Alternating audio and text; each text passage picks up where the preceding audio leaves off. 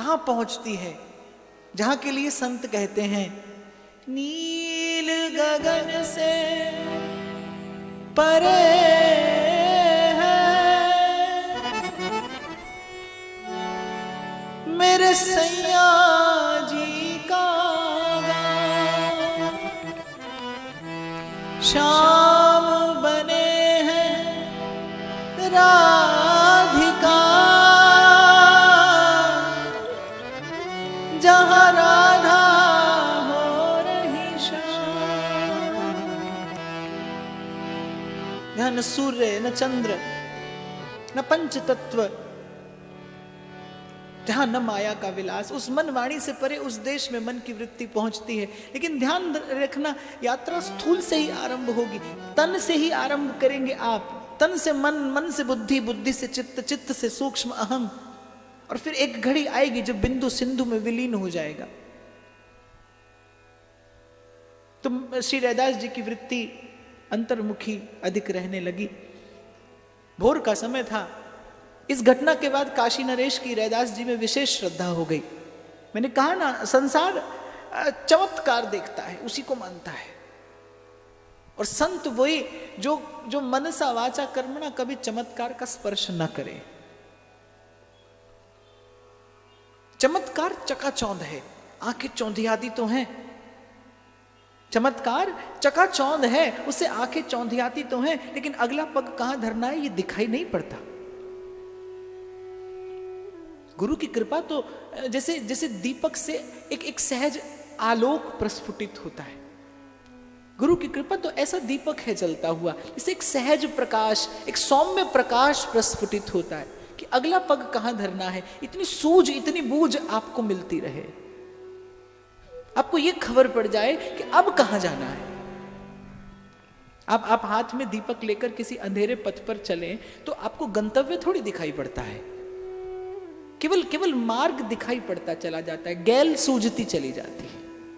बस गुरुजनों की कृपा वही जलता हुआ दीपक है, आपको अगला पग कहां धरना है ये खबर पड़ेगा। और मैं तो इसी बात के भरोसे यहां तक भी आया हूं, यही सोचता हूं, विचार भी करता हूं कि भाई कोई था, कोई है जो संसार से बाह पकड़ के यहां तक भी ले आया। जो यहां तक ले आया है वो आगे भी लेकर जाएगा, बीच में छोड़ना उसका स्वभाव नहीं है। बस प्रभु की कृपा का विचार करिए। इसीलिए मैंने कहा था आपसे कल विराम के क्षणों में ये गिनने के चक्कर में और ये इस व्यापार की वृत्ति में मत पड़ना। प्रभु की कृपा का विचार करके, प्रभु की कृपा का भाव धर के भजन आरंभ करना, वो है। किसी ने बड़ी सुंदर बात कही, वो काफिर हो जो यहां रहने का इंतजाम करे, वो काफिर हो जो यहां रहने का इंतजाम करे। और अगर खुदा है, नहीं है तो बात दूसरी है, अगर खुदा है फिर बंदा क्यों फिक्र सुबह शाम करे। अरे भाई वो है, जिमी बालक राखे महतारी, वो है तो फिर उसका स्वरूप भी है, उसका स्वभाव भी है। जब भूलो जब भटको, इसी भाव का दीप जलाना कि वो है, वो यहां तक भी लाया है, वो आगे भी लेकर जाएगा। संसार की ओर न देखना, अपनी ओर तो भूल कर भी न देखना, अपने साधन की ओर तो भूल कर भी दृष्टि मत डालना। उस पार जाने के लिए नौका की आवश्यकता है, जिसका कर्णधार सद्गुरु होता है। तो काशी नरेश की बड़ी श्रद्धा हो गई। एक दिन भोर का समय था, रैदास जी आंगन में बैठे चमड़ा धो रहे थे कठौते में। काशी नरेश आए, रैदास जी को प्रणाम किया। रैदास जी ने कहा, लो राजा चरणामृत ले लो। वो जिस पात्र में चमड़ा धो रहे थे उसी पात्र के जल को हाथ में लेकर कहा, बोले लो राजा चरणामृत ले लो। अब चमड़े की आंख से चमड़ा ही दिखाई पड़ता है। बाबा बुल्ले शाह कहते हैं, बुल्लिया रब ते तो दूर नहीं पर तेरा भी कसूर नहीं। कहते रब ते तो दूर नहीं पर तेरा भी कसूर नहीं। वेखन वाली अख जेड़ी ओदे विच नूर नहीं। इस आंख से वो दिखाई देता है, वो बंद पड़ी है, वो अंधी है, वो श्रद्धा और विश्वास के नेत्र मुंदे पड़े हैं। गुरु पद रज मृदु मंजुल अंजन नयन अमी दृग दोष विभंजन। मेरे से बहुत लोग प्रश्न करते हैं, आप इतनी सी अवस्था में यहां तक आ गए, कहां तक आ गए। मैंने कहा ये हिसाब किताब आप रखो, मैं तो अपने जीवन में एक बात जानता हूं, और प्रभु की मुझ पर कृपा रहे, आप सबकी शुभ कामना रहे। किसी दूसरी बात को जानने की मेरी इच्छा भी नहीं है, मैं केवल एक बात जानता हूं,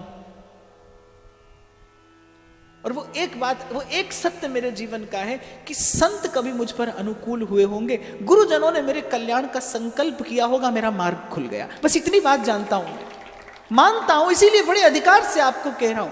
किसी गुरु जन ने मेरे लिए मेरे कल्याण का संकल्प किया होगा, मौन संकल्प। किसी संत की प्रसन्न दृष्टि मुझ पर पड़ी होगी, जो मेरे कल्याण का पथ खुल गया, जो मेरे लिए मार्ग खुल गया। साधन के दंभ में भाई मैंने बहुतों को भटकते देखा है, ठौर नहीं मिलती, मन को ठिकाना नहीं मिलता, एक नहीं अनेक जन्म जाते हैं। इसलिए रैदास कहते हैं, बहुत जन्म बिछड़े थे माधो।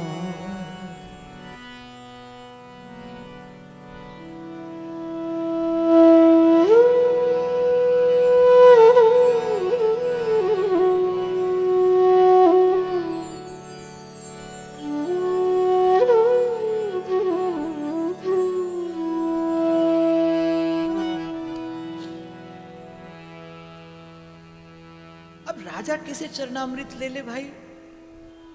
वो चरणामृत कहां, वो तो चमड़ा धोने का जल है। रैदास जी धो तो रहे थे चमड़ा, तन से कर्म कर रहे थे, मन से चित्त से प्रभु का ध्यान कर रहे थे, प्रभु की सेवा कर रहे थे। एक बात का कभी विचार करना, अगर मैं आपसे एक प्रश्न पूछूं और ये कहूं कि आप ईमानदारी से उत्तर देना, तो आप देंगे? जब आप कथा में बैठते हैं तो आपका मन कभी कभी संसार में जाता है? जाता है ना? विचार करो, अगर कथा में बैठकर मन संसार में जा सकता है, फिर संसार में रहकर मन भगवान में क्यों नहीं लग सकता? लग सकता है, आपने प्रयास नहीं किया होगा। जब यहां बैठकर मन कहीं और का हो सकता है, तो कहीं और रहकर मन प्रभु का क्यों नहीं हो सकता? हो सकता है। संत इसीलिए मन को साधता है। इसीलिए मैंने अभी आपसे कहा, तन पर बहुत अधिक ध्यान मत देना, थोड़ा आचार विचार हो जीवन में, स्वच्छता हो जीवन में, बस इतना आवश्यक है। ऐसा नहीं कि बोलो महाराज ने कहा था नहाओ ही नहीं, जब सो जब जगो। एक बार मैंने कहीं पर कथा में कह दिया था, बोले तारों की छांव में जो, अर्थात ब्रह्म मुहूर्त में जो स्नान किया जाता है वो उत्तम स्नान है। तो एक बच्ची आकर मुझसे मिली, बोली महाराज मैं तो रोज ही उत्तम स्नान करती हूँ। तो मैंने कहा बहुत अच्छी बात है, रात को 8 बजे नहाती हूँ मैं, तब भी तारों की छांव होती है, तो वो भी उत्तम स्नान है। तो माने थोड़ा आचार विचार रहे, थोड़ी पवित्रता रहे, पर बहुत अधिक ध्यान मत देना। मन को साधना, थोड़ा सा तन को साधोगे, मन को मार्ग मिलेगा। तो देखने में तो रैदास जी चमड़ा धो रहे थे, कर्म नहीं छोड़ा। आप देखिए, विचार करना इस बात का, और वो गंभीरता से विचार करना कि श्री रैदास जी महाराज को भगवत सेवा प्राप्त हो गई। चतुर्दिक श्री रैदास जी महाराज का यश परिव्याप्त हो रहा है। दूर दूर से संत दर्शन करने के लिए आते हैं, भक्त प्रसाद पाने के लिए आते हैं, लेकिन वो सब होने के बाद भी अपनी वृत्ति नहीं छोड़ी, चमड़ा धो रहे हैं। ओछी हमरी जात है, ओछा कर्म हमार, नीचे को प्रभु ऊंच कियो है, कह रैदास विचार, कह रैदास विचार। इसलिए भाई मैं तो इसी विचारधारा का व्यक्ति हूं। मैं कहता हूं कि आप अपने कर्म को साधिए, वहीं से आरंभ करिए, यहीं रहिए, भागकर मत जाइए। भागना अपने मन को धोखा देना है। भागकर आप जा नहीं पाएंगे संसार से, भागिए मत, बस जागिए यहीं पर रहकर। ये व्यवस्था है भगवान के यहां। तो रैदास जी महाराज धो तो चमड़ा रहे थे, लेकिन मन लगा था भगवान की सेवा में, भगवान को स्नान करा रहे थे, मन लगा था वहीं। राजा ने आकर प्रणाम किया, बस उसी मन की मौज में, उसी मन की मौज में वो जिस जल से भगवान को स्नान करा रहे थे, वो श्री ठाकुर जी के स्नान का जो जल था, वही हाथ में भरा और कहा लो राजा चरणामृत। राजा ने चमड़ा धोने का जल समझा, अब गिराने का दुस्साहस भी राजा नहीं कर पाया, सिद्ध संत हैं, अब क्या करूं? तो राजा ने बड़ी चतुराई की, बड़ी युक्ति की, पीने के ब्याज से उसको अपने वस्त्र की बाह में गिरा दिया, उससे वस्त्र में दाग पड़ गया। जब धोबी को दिया वस्त्र धोने के लिए तो दाग छूटा नहीं, धोबी ने दांत से दाग छुड़ाने का प्रयास किया और वो जो जल का बिंदु धोबी के मुख में पड़ा, धोबी का तो रोम रोम पुलकित, वो तो जहां देखे तहां जित देखो तित श्याममयी है, वो तो बौरा गया, वो तो प्रेम का रंग ऐसा चढ़ा धोबी पर कि काशी की गलियों में धोबी नाचता डोल रहा है। मुकुंद माधव गोविंद मोर, केशव माधव हरि हरि बोल, राम राम बोल, कृष्ण कृष्ण बोल, केशव माधव हरि हरि बोल। विठ्ठल विठ्ठल विठ्ठला पांडुरंग विठ्ठला, विठ्ठल विठ्ठल विठ्ठला पांडुरंग विठ्ठला। अभी मुझे कीर्तन कराना नहीं था, पर मैं इसलिए करा रहा हूं कि आपकी यदि आज्ञा हो तो आज मैं 5-10 मिनट ज्यादा ले सकता हूं, ताकि मैं कथा को विराम की ओर ले जाऊं। अगर सब लोगों की सम्मति हो तो हाथ ऊंचा कर दो। हाँ, और अगर फिर भी किसी को बड़ी शीघ्रता हो, किसी के लिए बैकुंठ से विमान आ रहा हो बाहर, तो वो जा सकता है इतनी देर में, नहीं तो आप बैठे रहना। हाँ, विठ्ठल विठ्ठल विठ्ठला पांडुरंग विठ्ठला, विठ्ठल विठ्ठल विठ्ठला पांडुरंग विठ्ठला, जो विठ्ठल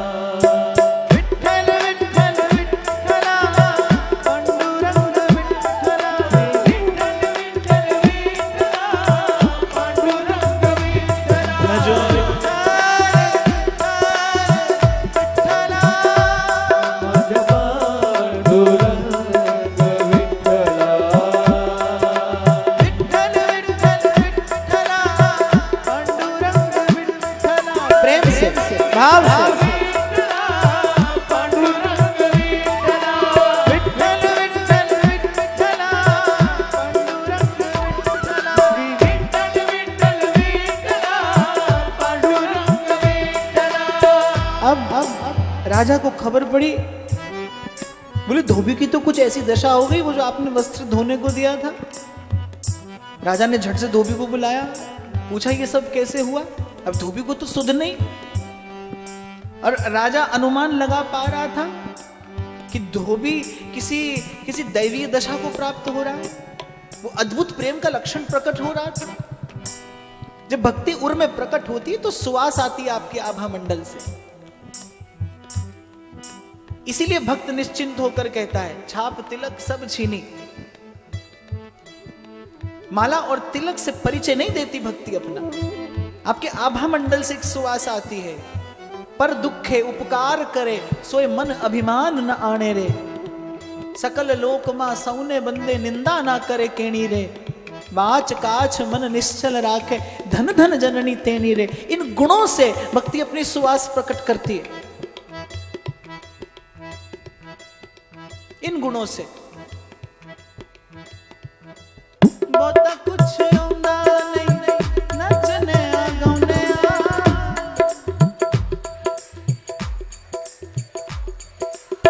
करने जो भी बस यार नू मनोने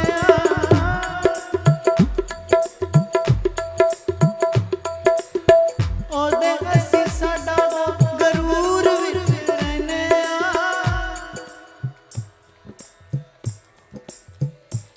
बहुता कुछ आंदा नहीं नचने गाने, बहुता कुछ आंदा नहीं नचने गाने, करने जो भी बस यार नू मनोले।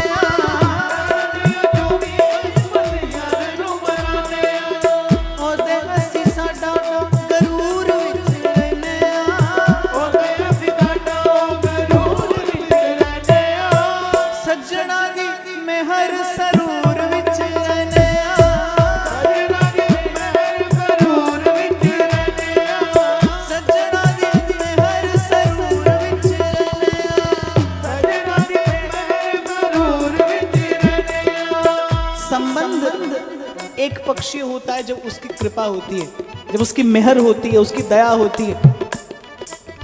और संबंध उभय पक्षीय हो जाता है, दोनों पक्षों से हो जाता है जब आपको कृपा की खुमारी चढ़ने लगती है। मेरे महाराज यही बात कहते हैं, नाम खुमारी नान का चढ़ी रहे दिन रात।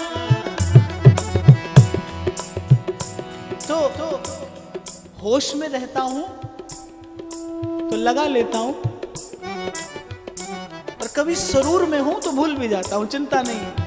और देखा शीशा डाओ गरूर विच रहने आ, ओ शीशा डाओ गरूर विच रहने आ, सजना दी मेहर सरूर विच रहने आ, सजना दी मेहर सरूर विच रहने आ, सजना दी मेहर सरूर विच रहने आ, सजना दी मेहर सरूर विच रहने आ।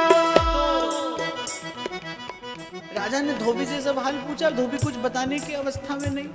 घर वाले लोगों ने बताया, बोले महाराज वो आपका वस्त्र था, दाग छूट नहीं रहा था, बस इसने जैसे ही दाग छुड़ाने का प्रयास किया इसकी दशा ऐसी हो गई। राजा को समझ में आ गई कि मैंने वो चरणामृत जो ढुरकाया था उस वस्त्र की बाह में। राजा ने तो एक क्षण प्रतीक्षा नहीं की, दौड़ कर गया नंगे पांव रैदास जी महाराज की कुटिया में, दंडवत प्रणाम किया। अब भी रैदास जी महाराज चमड़ा ही धो रहे थे, संयोग ऐसा था। रैदास जी महाराज को प्रणाम किया। रैदास जी महाराज अपने आसन से उठकर खड़े हो गए। काशी नरेश आए हैं, राजा है, आदर के योग्य है। इससे पहले रैदास जी महाराज कुछ कहते, बोले महाराज चरणामृत दे दीजिए। हंस दिए रैदास जी महाराज, बोले राजा चरणामृत तो उसी दिन था, आज तो चमड़ा ही धोने का जल है। चरणामृत तो उसी दिन था। इसी प्रकार एक बार गुरु गोरखनाथ रैदास जी महाराज की महिमा सुन के कुटिया पर आए, पीने के लिए पानी मांगा। रैदास जी ने उसी कठौते का जल डाल दिया। बड़ी ग्लानि हुई कि अतिथि को कठौते का जल डाल दिया, जिसमें चमड़ा धोया सो जल डाल दिया। जो अंबुज के पात में पात, पात में पात, क्यों संतन की बात में बात, बात में बात।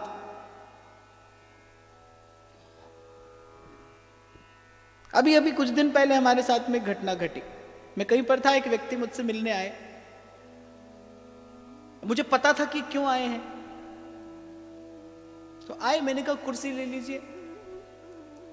मैं बोले नहीं नहीं नहीं, लेने कुर्सी आया था, चुनाव लड़ना था। मैंने कहा ले लीजिए। बोले नहीं मत लीजिए, नहीं मिली। मैं दे रहा था तो ली नहीं, लेने वही आया है। इसीलिए मैंने पहले दिन कहा था, सच्चे दरबार की जय बोलो मत बोलो, दरबार में सच्चे होकर चले जाओ, इतना बहुत है। मत बोलो पर सच्चे दरबार में सच्चे होकर जाओ। मांगना भी है संसार तो प्रभु से मांगिए। अकामः, श्रीमद् भागवत सुविधा देती है, अकामः सर्व कामो वा मोक्ष काम उदारधि तीव्रेण भक्ति योगेन यजेत पुरुषम परम। संसार भी मांगना है तो भी भगवान से ही मांगिए। कम से कम ये याचना का संबंध किसी और दरवाजे के साथ मत जोड़िए। तो बड़ी बड़ी ग्लानि हुई, चमड़ा धोने का जल डाल दिया, पिया नहीं। वहां से निकलकर कबीरदास जी की कुटिया में गए। संगी संग रहते थे। कबीरदास जी की पुत्री का नाम था कमाली। तो कहा कि सब हाल कह सुनाया। कमाली को यह बात अच्छी नहीं लगी कि इसका अर्थ है ये भगवत भक्ति की और संत की महिमा नहीं जानते हैं। वो खप्पर का जल कमाली ने अपने एक पात्र में लिया, उनको गंगा जल डाल दिया और वो जल कमाली ने पी लिया। कमाली का विवाह हुआ मुल्तान, और एक बार गुरु गोरखनाथ घूमते घूमते मुल्तान पहुंचे। अब गुरु गोरखनाथ का ये नियम था कि वो उसी के यहां भिक्षा पाते थे जो उनका खप्पर भर दे। अब गोरखनाथ सिद्ध थे, खप्पर उनका राजा भी भर नहीं पाए। तो कमाली ने अपने पति से कहा कि तुम जाओ अपने घर बुला लाओ, मैं खप्पर भरूंगी। तो उसके पति ने कहा कि अरे उसका खप्पर राज कोष समाप्त हो जाए तो खप्पर नहीं भरता, और यदि नहीं भर पाई तो साधु की अवज्ञा का अपराध लगेगा। कमाली ने कहा आप जाइए। गुरु गोरखनाथ को भोजन का न्योता दे दिया। कुटिया में आए, बैठे, पहचान लिया कि कबीरदास जी की पुत्री है। एक चुटकी चावल डाला, खप्पर भर गया। अब गोरखनाथ जी ने पूछा कि कमाली, ये कमाल कहां से सीखा? तो बोली मेरा नहीं, उसी खप्पर के जल का कमाल है जो आप उस दिन कुटिया में छोड़ आए थे।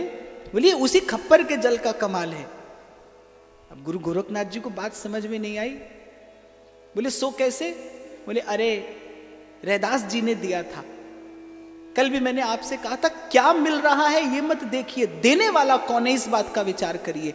साधु फटकारेगा भी, साधु ठोकर भी मारेगा तो ठाकुर मिलेगा, और संसार दुलारेगा भी तो अंत में मिलेगा क्षय होने वाला संसारी। तो बोले ये देखिए देने वाला कौन है, दिया किसने था। अब गुरु गोरखनाथ को बड़ी ग्लानि हुई, फिर जाने लगे। बोले अब मत जाइए। बोले जब पिलाया तब पिया नहीं, और जिसने पिया पिया को जान लिया। जब पिलाया तब पिया नहीं, जिस पिया पिया को जान लिया। मौज होती है, संत की मौज होती है। गुरुजनों के हृदय में कभी कभी एक लहर उठती है कृपा की, अनधिकारी व्यक्ति भी भीग जाता है उससे। इसलिए निवेदन करना चाहूंगा, बने रहिएगा, आसपास सत्संग के बने रहिएगा, गुरुजनों के आसपास रहिएगा, उनकी सेवा में रहिएगा, उनके विचार में रहिएगा, नहीं तो उन्हें अपने विचार में रखिएगा। कभी कोई क्षण आएगा, फिर दोहराऊं अपनी बात, साधन से मिलने वाली वस्तु नहीं है ये। आप कर करके थक जाओगे, एक दिन श्रमित हो जाओगे, हाथ नहीं आएगा कुछ। मिलेंगे तो भगवान अपनी इच्छा से। पर जहां से मैंने आज चर्चा आरंभ की थी कि फिर एक पर दया और एक पर दया क्यों नहीं, पर ऐसा है नहीं। विचार करिए, आपके द्वार पर दो याचक मांगने के लिए आए हों, आप ये देखेंगे ना किसको आवश्यकता अधिक है। यदि आपको भोजन देना है तो आप भूखा खोजते हैं कि नहीं खोजते? भूखे को ही तो भोजन कराया जाता है, और भूखे को ही भोजन कराकर संतोष भी मिलता है। बस भगवान भी यही देखते हैं, कृपा की भूख किसको है, कृपा की लालसा किसको है। जिसको मिलन की इच्छा है वही कृपा पात्र है। जो कितना साधन करता है, कैसा करता है, इस बात का लेखा जोखा रखने का समय वहां है नहीं किसी के पास। जिसको भूख है वो पात्र है, जिसको भोजन की भूख है वो भोजन पाने का पात्र है, जिसको प्रभु की भूख है वो प्रभु की कृपा पाने का पात्र है। तो कमाली ने कहा अब रहने दीजिए, अब नहीं होगा, अब नहीं होगा। इसीलिए पहले भी व्यासपीठ ने निवेदन किया था, जितना महत्वपूर्ण है सही दिशा में आगे बढ़ना, उससे कहीं अधिक महत्वपूर्ण है सही समय पर अपनी यात्रा आरंभ करना। आप तो बाल सफेद होने की प्रतीक्षा करते हैं कि सफेद हो तो भजन करें।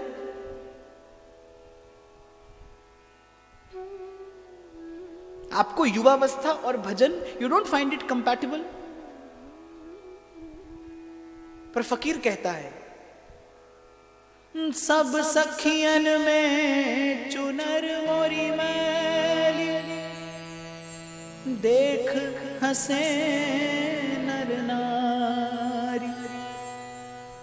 अब की बहार चुनर मोरी रंग दे, रख ले लाज हमार। जो तू मांगे रंग की रंगाई, अरे मेरा जोभन गिरवी रख ले। मारी चुनरिया अपनी पगरिया, दोनों बसंती रंग दे। बलि बलि जाऊं रे तोरे रंग रेजवा, मोहे सुहागन कीनी, सुहागन कीनी, सुहागन कीनी। मोहे सुहागन कीनी रे, उसने ना मिलाए के। मोहे सुहागन कीनी रे, उसने ना मिलाए के। छाप तिलक सब छीनी रे, उसने ना मिलाए के। छाप तिलक सब छीनी रे, उसने ना मिलाए के। नैना मिलाए के जी, नैनों में आए के। नैना मिलाए के जी, नैनों में आए के।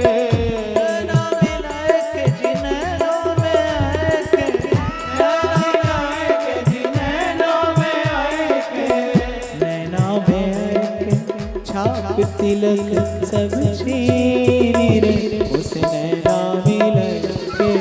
छाप तिलक सब छीनी रे उस नैना मिले के। छाप तिलक सब छीनी रे उस नैना मिले के।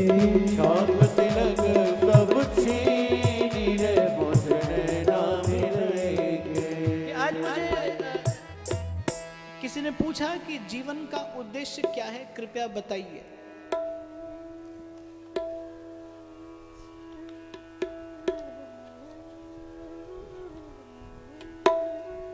आपने आधी अधूरी बात पूछी, इसलिए मैं ठीक से उत्तर नहीं दे पाऊंगा। पहली बात, किसी से सुनकर जीवन का उद्देश्य क्या है नियत नहीं किया जाता। इसीलिए कल मैंने आपको एक बात निवेदन की थी, अपने मन से परिचय प्राप्त करिए, अपने अंतर मन की यात्रा आरंभ करिए, भगवान नाम जपना आरंभ करिए, थोड़ा थोड़ा श्रवण करिए, थोड़ा थोड़ा कीर्तन करिए, भीतर प्रकाश होगा, जीवन के उद्देश्य का आपको बोध होगा। ये एक बड़ा दोष है, एक बड़ा दोष है। मैं आपको बताऊं, जीवन का उद्देश्य डॉक्टर बनना है तो डॉक्टर बनने लगेंगे। मुझसे ना पूछिए, मुझसे ये पूछिए जीवन के उद्देश्य की जानकारी कैसे प्राप्त करें। मुझसे उद्देश्य मत पूछिए, उद्देश्य क्या है, इसे जानने की विधि क्या है, यह सत्संग बताता है। आप जानिए, आप उतरिए अपने भीतर, वो अंतर्यामी आपके भीतर भी बैठा है, आपको बताएगा। हां, लेकिन जब शरीर में सामर्थ्य हो, क्योंकि भाई पथ कंटका कीर्ण है, बहुत सरल नहीं है, निपट सिलसिली गए, कबीरा मार्ग प्रेम को निपट सिलसिली गए। इसलिए अभी अगर कोई मुझसे पूछे भजन करने का क्या समय है, तो मैं कहूंगा आज, अब, अभी, बस। कोई और मुहूर्त नहीं है भजन का।